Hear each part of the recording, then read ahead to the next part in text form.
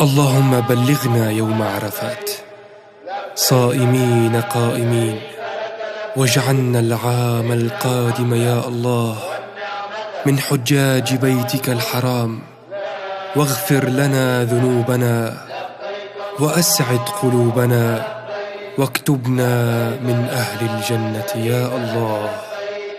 اللهم بلغنا يوم عرفات صائمين قائمين، واجعلنا العام القادم يا الله من حجاج بيتك الحرام، واغفر لنا ذنوبنا وأسعد قلوبنا، واكتبنا من أهل الجنة يا الله. اللهم بلغنا يوم عرفات صائمين قائمين، واجعلنا العام القادم يا الله من حج.